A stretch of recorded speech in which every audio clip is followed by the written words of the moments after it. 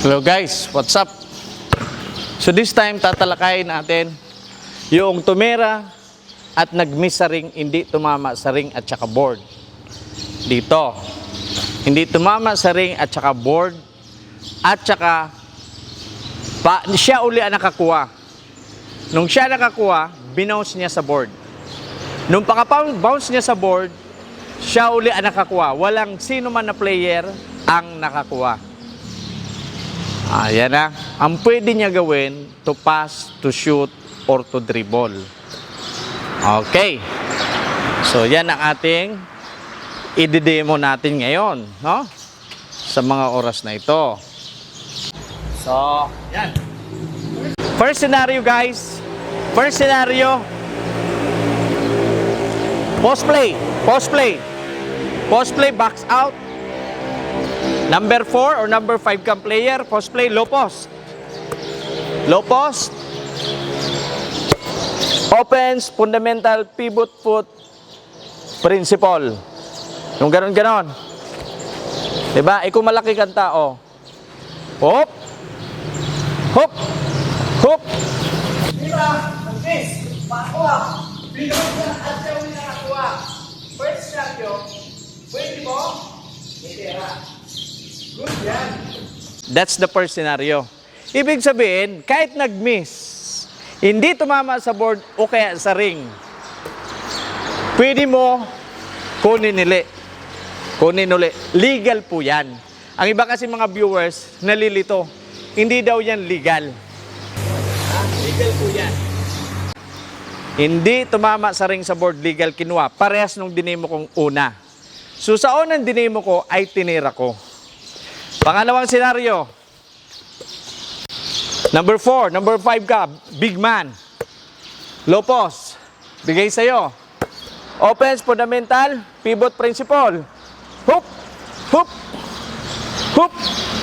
Tinira. Nag-miss. Hoop! Rebound. Binounce niya. Paka-bounce. Dribble. Hop! Pwede siya mag-fake. Fake. Yun. Shot. Pwede yon. Legal. Alright? That's the second scenario. And this time, pakakuha niya, drenable niya. Mga kasama, mga kaarbitiro. Okay. What if sa scenario na yon?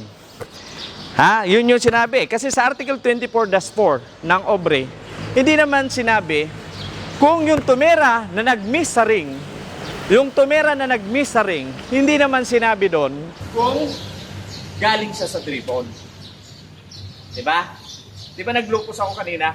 Pero malay mo point guard ang gumawa ng ganon. Si Erwin Kyrie ang gumawa ng ganon. Hindi NBA yung player lang. Sabihin na lang natin, sino mga idol nyo dyan sa PBA o sa UAAP? Diba? Sino mga magagaling? Rabina? Yeah. Keeper Rabina? Yeah. Mga drive-in. Malay mo, galing siya sa drive-in. Galing na siya sa drive-in. Another scenario na to guys ha. Another scenario na to. Galing ako sa dribble. Kanina dribble drenable ko. Legal. Drive-in ako. Ako si Keeper Rabina. Dribble ako. Dribble. Lumusot ako. Pakalusot ko. Hoop! Tira. Nag-miss. Kuha ko uli. Binod ko. Madiskarte ako. At drenable ko uli. Kung titignan nyo, galing ako sa dribble. Drenable ko uli. Pakakuha ko. Pakatama ko sa board. Kuha ko. Drenable ko uli. Tinira ko na. Naka-score ako. Legal ba yon? Yan, that's the second scenario. The third scenario. Na galing sa dribble, drenable ko uli. Legal ba yon? Kung sasabihin nyo yung legal, ano nagsusupport? Under Article 28-13, that when the ball is left or released from the hands of the shooter, losing control of the ball. Wala nang control. Dito, tinira, nag-miss eh. Nag-miss, diba? Driving. Galing ako sa dribble. Hop! Tira ko. Nag-miss. Tinira ko. No team control. Tinira ko. So, galing ako sa dribble, nag-miss, pinabounce ko, nakuha ko ulit bola, nag-dribble ako ulit. Yan. Kung sasabihin yung legal, ang basis nyo, Article 20-13. Ayan. Unless mali yung understanding, correct me if I'm wrong, and then you can comment to the comment section para mas makomprehend natin. Walang magaling sa atin, walang matalino. Tayo lahat nag-aaral ng batas basketball. Kaya nakikita nyo, nandito ako ngayon nagdi-demo. Dahil sa request na kailangan daw may video ako. Alright. So for me, kung magsusupport ng Article 20, the starting from the dribbling, una pa lang nag-dribble na ako, tapos lumusot ako, pakalusot ko, nag-miss, nakuha ko ulit, nag-miss, hindi tumama sa ring sa board, at nakuha ko ulit, tinama ko sa board, at nakuha ko ulit, pakakuha ko, dribble ko ulit. Is it legal?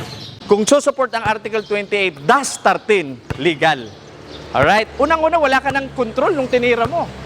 Tama? O, galing ako sa dribble, o. Hoop! Nag-miss! Hoop! Hoop! Hoop! Hoop! Dribble ako. Ito yun eh. Tira, pick! O, shoot! Miss!